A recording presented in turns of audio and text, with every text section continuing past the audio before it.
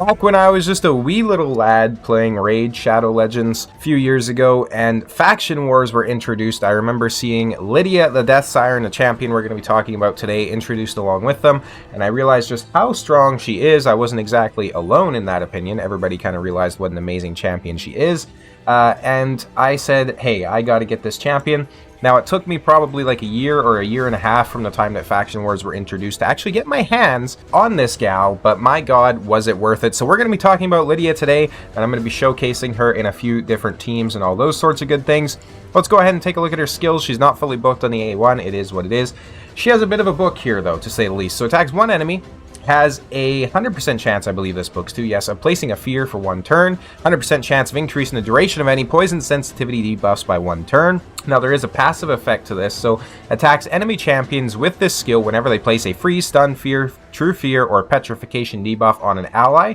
The number of attacks increases according to how many debuffs are placed at that time. 1 attack for each freeze, stun, fear, true fear, or petrification. The first attack will attack or will target the attacker, while all extra hits will attack random enemies, can only attack each enemy once. So simply put, if somebody places a fear on your team, so let's say like a Yoshi the Drunkard in the arena places a fear on everybody, she's going to counterattack 4 times with her A1, trying to place a fear on the entire enemy team. She's going to hit Yoshi first, and then she's going to randomly attack everybody else on that team.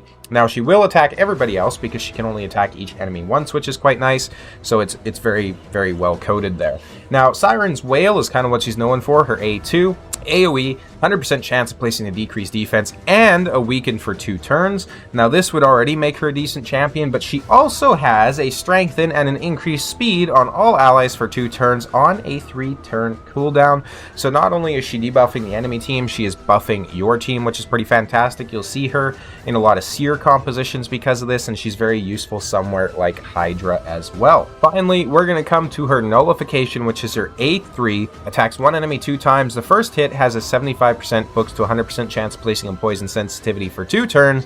The second hit has a 100% chance of placing on block buffs and block active skills for 2 turns. Now, what's very nice about this is it is an attack 1 enemy 2 times. So you can very easily get around the UDK because, of course, he's going to eat the first hit, and therefore with it, he's eating the poison sensitivity. Then, when you attack the second time, so let's say against a Sun Wukong, that's when you're placing the block buffs and block active skills, which is very, very strong. And finally, she has a passive that makes her even better than she already is, so she denies enemy revive attempts. This works even if this champion is dead. This is on a 7-turn cooldown. If this champion is alive when an enemy revive is denied, revives all dead allies with 50% HP and turn meter, grants an extra turn instead if there's no dead allies, and if she's dead, revives her with 50% HP and 50% turn meter. This skill will ignore block revive, and as far as I know, she is basically the only champion in the game so far that can ignore block revive. So for example, if you have a Sun Wukong on your team and he gets block revive by a Queen Ava, she can still revive him as long as she's alive when the enemy attempts a revive on their champion, which is absolutely insane. So, you know, all those champions that are so good at blocking your revive, like Nice or Queen Ava or Phoenix or those sorts of things, you can essentially just say, hey, I like that, it's cool, but screw you, I'm bringing my champions back anyways. And finally, she has one of the strongest ally arena battles auras of any champion in the game. So she increases ally resistance in arena battles by 100.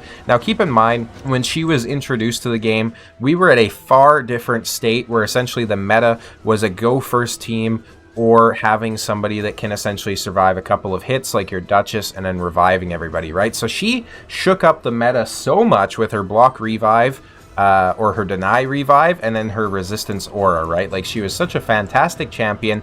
We do still definitely see her inside the arena quite a bit, don't get me wrong, but this isn't as strong as it once was because you can kind of cheese it. So we have champions in the game now like Sun Wukong, where she's going to block the revive, but 3 turns later he's still going to revive himself anyway. Now, of course, all that is not to say that she's not an incredibly strong champion even still. Let's go ahead and take a look at the blessings. So for blessings, I do have her inside polymorph, inside the sheet myself. I do only have her 1-star awaken, so it's a lowly 5% chance of placing it.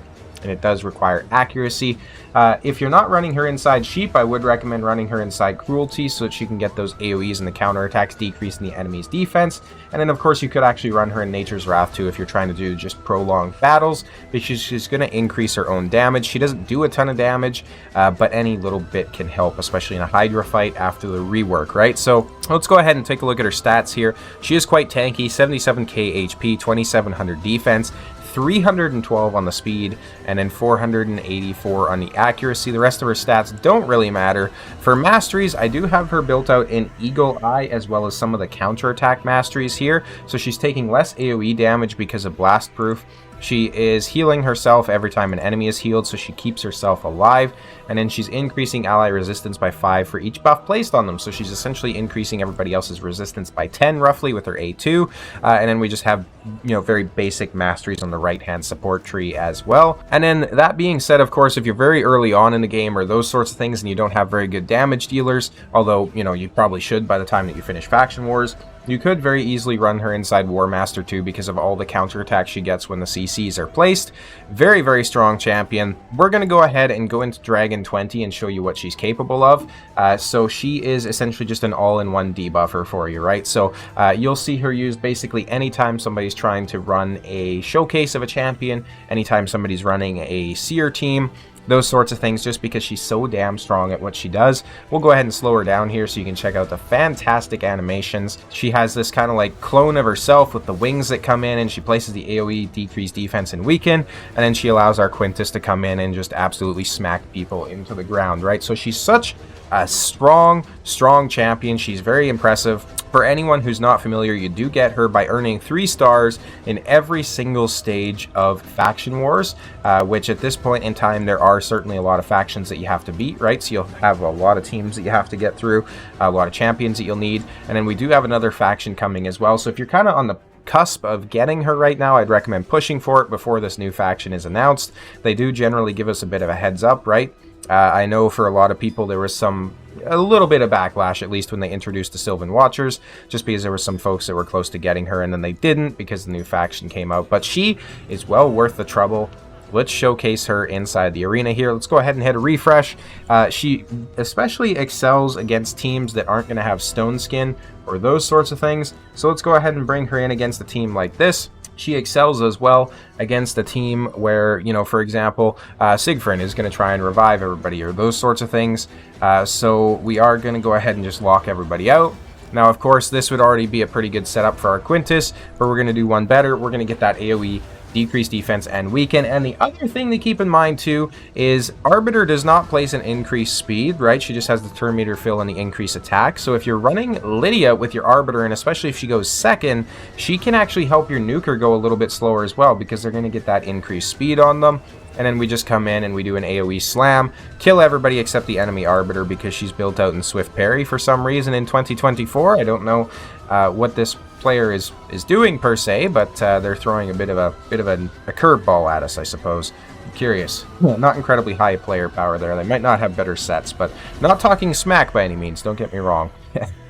Let's talk about what else she can excel at. So again, if you're going against a team like this, where the Sun Wukong is in there, she's going to really help to keep him down. I don't know if we're going to go first, because they do have such a strong aura coming in from the Odin. We do actually cut in here, which is quite nice, and we should be correctly speed tuned, so we can go ahead and try to lock everybody out. The Armands doesn't get locked, but what's nice about our Lydia is we can just place block active skills, and we say, screw you, Armands, you're not getting anything from us. And then we'll go ahead and hit that AoE, take everybody down except the enemy Arbiter, and we're probably going to go ahead and win this fight. There we go, boom. We didn't even get to show you how she kept the Sun Wukong down, but she does a fantastic job of it. 12.9k player power. This guy obviously has some very decent champions, a very intimidating team to be sure. Let's go ahead and let's try a team like this maybe. I think we can probably beat it as long as my Arbiter's faster, or as long as we're able to cut in. Now, my Arbiter is at 369 speed, so we're not slow by any means, but my god, inside Classic Arena, I still do get outsped quite frequently. So we do get a cooldown increase there on everybody, which is quite nice. We do have Lazarius coming in, though, so he's just going to, nuke us down. Doesn't really matter. So we'll go ahead and we'll end that battle. Bit of a shame. I don't necessarily have Torment or anything like that that can really assist me with going against speed teams like that either, so it is definitely a bit disappointing. Let's go ahead and go against a team like this. We'll go ahead and see what we're capable of. So, of course, Duchess, she isn't built in stone skin for some reason. Excuse me. So she's not necessarily going to survive our hits, but even if she did, Lydia would essentially just be able to block her revive there. AoE decrease defense and AoE weaken as well is quite nice. We do get the attack coming in from Quintus there because we had the bombs placed on us, and boom! Everybody's going to sit down except the Duchess, who is once again placed inside Swift Parry for some reason. So we're going to go ahead and decrease her resistance and her turn meter and all those sorts of things. You can see we're getting some damage coming in from the Lydia there too. Duchess didn't even get a chance to revive. Guys, if you're in 2024, I would recommend building your champions with Stone Skin. Don't build them with Swift Parry. You can see why right there. Like, there's no reason to build them with Swift Parry in today's meta. Stone Skin is essentially just Swift Parry, but significantly better. If you're struggling to get Swift Parry gear off the start, Hydra's going to have good Stone Skin for you as well, right? So we do get cut in there. There's not really a way that we can beat that, unfortunately. Let's go ahead and see if there's a couple other teams that we can try and fight here, especially more of a tanky team. Of course, as you might imagine, she's very good against somebody like a Harima, because Harima is a defensive-based damage dealer. So, of course, if you're placing that decreased defense, it's essentially the same thing as placing a decreased attack on an attack-based damage dealer, which makes her very strong against some of the damage dealers that we see inside the arena these days. So, of course, like a Harima, or of course we see some other defensive based damage dealers like Ragosh and those sorts of things as well. Let's go ahead, let's smack in with our Quintus. Boom, everybody sits down. You can see the Lydia helps by getting that AoE defense down, the weaken, the increased speed on us, the strengthen to help make us a little bit stronger, right? Let's go ahead and let's go against kind of a really scary team here inside in terms of the damage that they're able to output. Excuse me. So let's go ahead and see if there's any strong champions in here that we can take a look at. Something like this is quite strong. Let's see, is this a high player power? 7.3 mil. Not really. What is this player power? 24 mil. I am probably going to struggle against that, in all honesty. Let's go ahead and kind of run her in place of something like a UDK in one of my favorite teams, though. So we'll have a team like this. These three are essentially able to counter the Armands. I think it's frankly ridiculous that you need 3 champions to counter 1 in today's meta, but it is what it is, I suppose. And then we'll go ahead and we'll bring in the Lydia as well so that she can help us if we should die and need revive, because of course the Marichka will have the passive revive, but we'll have Lydia there kind of as a backup as well. And then, of course, it does counter this champion too, where he's going to try and revive as well. So you can see we get the counter attack coming in from the Taurus there. We absolutely sit down the Armands, and that's kind of how they counter each other. If you were curious, we get the block revive coming in there. We'll go for a fear on the Siegfried. I always forget his name. I think it's Siegfried. I don't have him, so I don't really care about him too much. I'm a little bit salty, in all honesty. Absolutely fantastic champion. We'll go ahead and we'll just take down the Arbiter so we don't have to worry about her revive coming in. And the only way he's going to get to revive is once we kill that Crixia, right? So we'll essentially want to go ahead and take out the Crixia first. Ideally, we would do it once Lydia's passive has been absorbed, but unfortunately that's not really going to be possible. We'll go ahead, we will revive the Taurus here, I think, even though his max HP is just, you know, poopy. Let's go ahead, let's get the block buffs and block active skills and all those sorts of things, and then let's go ahead and just hit down the Crixia. Now he does metamorph, but he's going to have the block buffs on him and a block active skills, so he can't actually revive his team, which is quite nice. We'll get the increased speed on us as well so that we can cycle around a little bit quicker. He's just going to keep doing a little bit of damage to us, which is annoying, but we should still be able to win this fight here. So let's go ahead, let's bring back the Marichka. And of course, she does get her cooldowns reset as well. So now she can restore some max HP and stuff like that for us. Taurus is not alive, though, unfortunately. So he's not going to be able to get his max HP restored, but we will bring him back here pretty soon, hopefully. The Armands is going to be a bit annoying, and that is also a bit annoying where we had our cooldowns increased there, certainly. Let's go ahead and see if we can win this still, though. This player actually has a stronger account power than I do, so it'll be interesting to see if we can take him out for sure. And these are teams that I face all the time inside Live Arena, so taking it out would be quite an accomplishment. Certainly, we're trying to get that decreased cooldown there. Our Taurus has just taken so much damage that his HP is like 0, so it's going to be very hard to try and keep him alive. We do get polymorphed there quite often by the Armands, which is a bit of a shame. And then we're just getting turn meter cycled here too. So unfortunately, there's not really going to be a way to win that, but you can kind of get the idea and how Lydia would be helpful for your team, of course, right? So you've seen how she was able to place those block revives, or not the block revives, she was denying the revive, and then she also placed the block active skills on this Sigmund. Or Siegfried. Again, I can't remember this damn champion's name. I'm going to go take a look right now so that I remember it for sure.